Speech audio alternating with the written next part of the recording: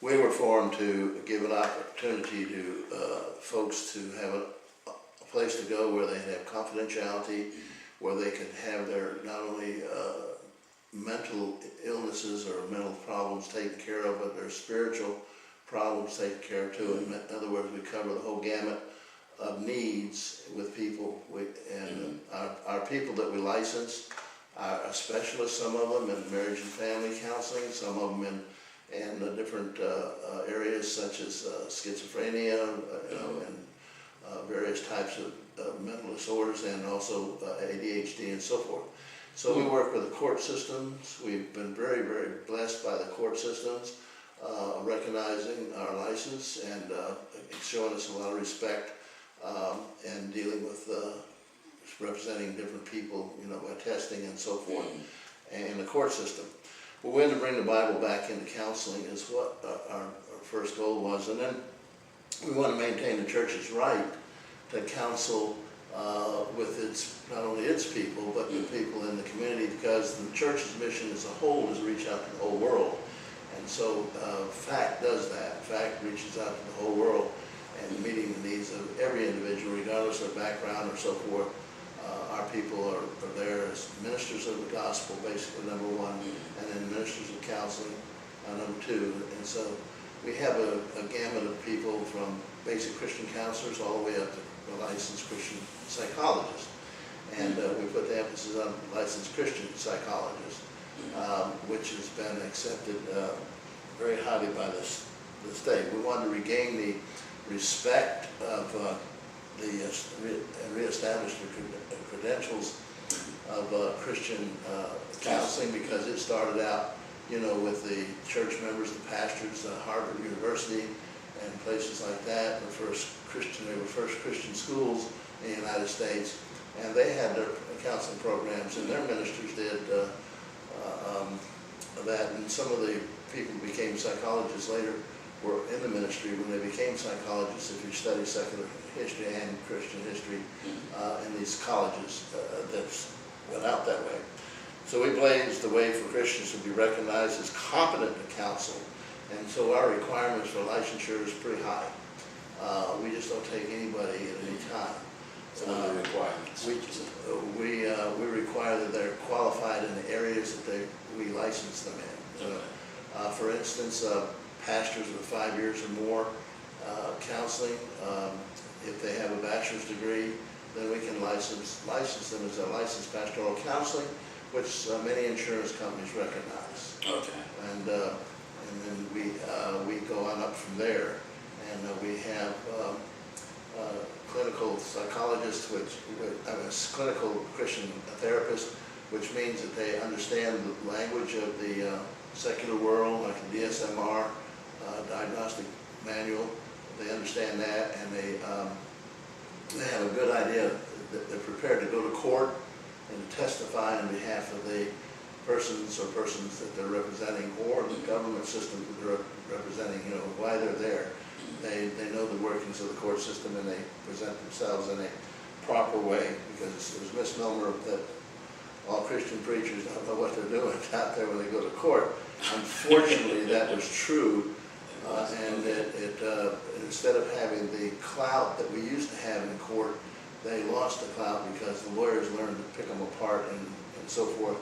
And now our people who are licensed, they learn what's going on, so they don't feel picked apart. They're not picked apart. They're presenting themselves in a way that the judges and the juries recognize them as being professional in the area that they're presenting themselves. So we band together to stand united in a society that is getting more and more hostile against faith-based or Christian organizations. You see that on TV all the time. You see it with California passing laws that even are trying to pass laws and passing laws that their counselors cannot talk about certain things like homosexuality to anyone under 18 years of age and say it's wrong or anything like that. We don't. We stick with the Bible. We say what the Bible says. We do the therapy that way, and we've been really respected by, as I said, the courts and the different people. We worked with DCF in Florida and other states, and we've been very, very blessed by them recognizing our ability in what we do, and being exempt from state licensure gives us that freedom to stay under the licensure of our organization, Facct, which is very high. We have, since 1993, probably removed at least 7 people from our licensure program because of their inappropriate actions, I'll put it that way. Okay. And so we have a discipline committee that takes care of that, just like the state of Florida does, just like most states do. We almost mimic what they do to give value to what our people are doing and our mission, okay? And our mission and our values are a lot higher than the state's requirements, so we can dismiss people for things that they might, misconduct that they might do that's biblically incorrect rather than, legally incorrect. And we do that too, if it's legally incorrect, of course, and we understand that. Even though that we're not overseen by the state licensure boards or people in that area, which for 13 years they challenged us, but they've learned that we are, the courts have given us the backing that we are who we are and what we are, and they're not to be interfering with it. We still maintain our people are subject to the law under the state attorney's office, something like that, for any fraudulent or financial misconduct or something like that. So we try to make sure that the public is take care of. The safety of the public is the primary thing, and the people that we're dealing with are qualified to do what it is that they're trying to do with the individuals that they're trying to help and trying to heal. So we've been doing it. It's been a fight. At times, even now, our license is challenged by different groups in government who don't know who we are. Kind of like Joseph in the Bible, they forgot who he was, or the group that didn't know. We're challenged by them once in a while, and we have to go a route or something like that to reestablish the fact that we are legitimate. We've been legitimate a long time, and I took over president after quite a long time, and I was one of the original 30, and we have been challenged, but we've always been victorious because the state or the people in the state have recognized that we're not a fly-by-night or a paper mill or anything like that. We're definitely legitimate. Our legitimacy is proven that the fact we have many attorneys that are members of Facct, and we have several attorneys that represent Facct as advisors for Facct and that work with the Facct board for different reasons and different purposes. Most of them donate their time. Sometimes we pay some of them for what they do, but since it's a ministry, that most of them will donate their time. But these are outstanding men of God who love the Lord and want to see that Facct continues to go. And so our legitimacy is held up by the idea that we do have state licensed attorneys and federally licensed attorneys, to work with us. We've been gone 23 years now, and have enjoyed the results of our labors, you might say, in the ministry. The Bible tells us that we will be challenged as a Christian by the world and the things in the world, but there are good people in the world. There may not be Christians, but there are good, honest people out there that God seems to raise up at times in different places, such as judges and secretaries of different departments in the state, things like that. And I was told not long ago when somebody challenged our license by somebody high up in the government of Florida that you need to challenge back, because you need to stand up for what, don't let them get away with it. That you believe in. And right, and stand up for it, because that particular person's known us almost since our inception. And they kind of walked us through it from a government official position as they moved up.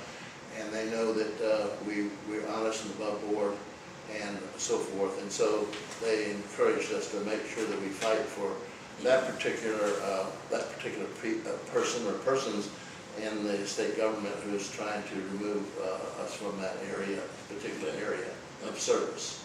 Now, let me ask you this.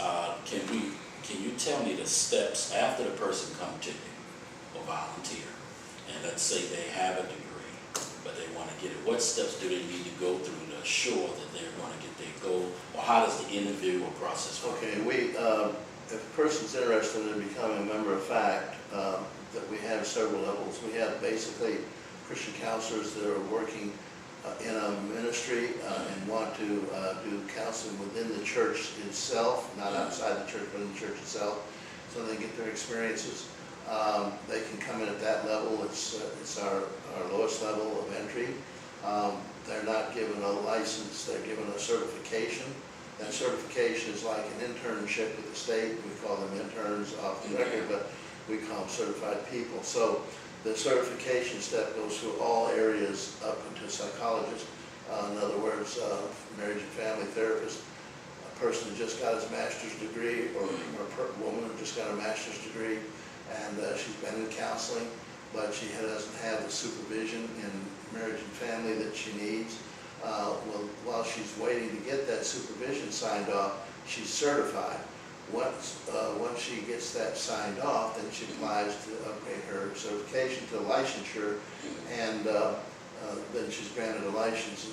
Certified people are not eligible to present themselves in court or in the financial field, such as insurance, as being qualified to receive financials from the state or the government and so forth. Only licensed people can do that. See, so that's a step. So what they do is they go on TV. I mean, on TV. I'm such old where I am. They go on the computer and they look up Facct 93, which is very easy. Facct 93. Fact93.com. Fact93.com. And punch that in, and it'll take them through the steps of membership. And then, of course, they can get a hold of myself or Mr. Brinker or somebody in the Facct organization that can walk them through what they need and what they don't need, or whether they're qualified and whether they're not qualified. Okay. However, one thing that people miss is they have to have at least 30 hours of Bible.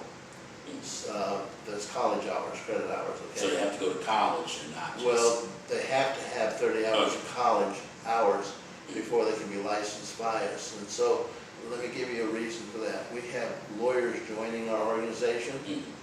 They've got college hours, but none of them's in Bible. They went to law school. Okay? So, but they really love the Lord, and they're really a personal witness for the Lord. They do it in their business. And they really are. But they can't qualify for licensure for Facct because they don't have the Bible that they need.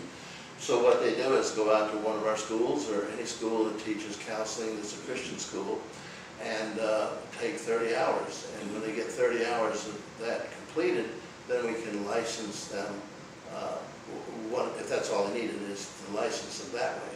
So basically, though, when a person's an ordained minister, we know he's already gone through Bible school, or he's got, at least 30. He's got 5 years of experience. He's got pretty well the equivalent of a 4-year degree in the Bible. So he can come aboard, or she can come aboard with that.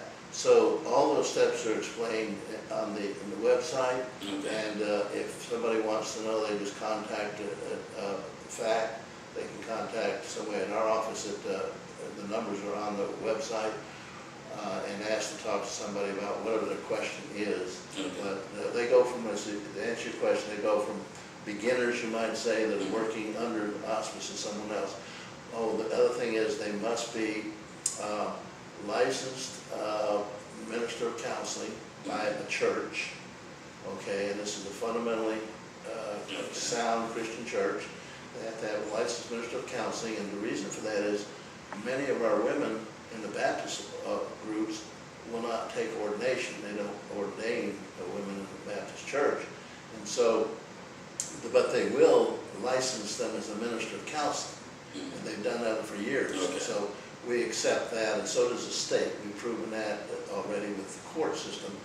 And but most people should be ordained or at least have a licensed minister of counseling certification to practice counseling under the license of Facct. Okay? Because we don't tell folks that you got to be baptized and be immersed and all that. They have to have their own church board to take care of their spiritual part there. We don't get involved in that. If they're fundamentally a Christian, born again, love the Lord, and trusting the Lord for their salvation, then we welcome the board as #1 criteria for membership and licensure. there are two steps. One, they have to be a member, and then they can be certified or become licensed. But they always have to join to become a member. Most of our members, if they're with us 5 years, then they have a lifetime membership, don't have to pay for their membership anymore, with Facct. Now how many states, for the people out there, how many states are you guys based in? I don't know right now. I'd have to ask Mr. Drinker. You could probably ask him. I think there's about 14 different states that we are established in. I keep finding we're established in more and more states, and people in California. We have people in the military that are licensed by Facct. We have people that run VA hospitals that are licensed by Facct. We have chaplains in hospitals that are licensed by Facct. We have prison chaplains that are licensed by Facct. In fact, we just lost one of our best. He died of cancer not too long ago. And he was a prison chaplain, and the sheriff really appreciated his work, and they honored him highly. And it was mentioned that he was licensed by Facct. So we have Air Force and Navy and Marine Corps and Coast Guard and Army. I'd say Army because I'll leave them out. But we have different men and women in different places in the service that we don't say that where they represent a state. They're just being licensed. And it's interesting too, because we do have some chaplains, military chaplains that are licensed by Facct. So we can't say what state, there are chaplains at that time. When they get out and practice in their state, we'll say they can cover that state. So I don't know, I think there's about 14 states that I know of, but there are probably a lot more than that, and I don't know about right now because Mr. Drinker takes care of that for us. But we have a great group of people that back us up. We have every judge in our area so far over the years has honored us by, we show up to court and we don't have to be qualified. They say, well, we're qualified, this man or this person, and we have great respect for them, and we have great respect for them. We don't compromise the gospel, but we deal with people of all denominations or backgrounds, whether they're believers or not, or even atheists, if they want to come to us for counseling. And Okay, that's a new one on me. Well, they do. We have atheists that... You mean come to you for counseling, but not become a No. Yeah, that's what I want to make sure. No, you're right. No, they come to us for counseling. And, Okay. unfortunately, many of them come to know the Lord in the process, Okay, that's great.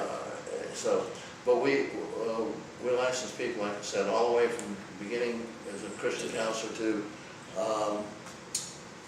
Christian psychologist. And so far, we've been able to stay above water with our respect of the law and everyone else, and we'll hopefully look to maintain that. But if anybody really wants to get involved with it, I know this is short and we can't answer all our questions, but they really need to go on the internet for fact93.com and get a hold of us. Is there anything you'd like to say to the people out there about looking right there about Facct?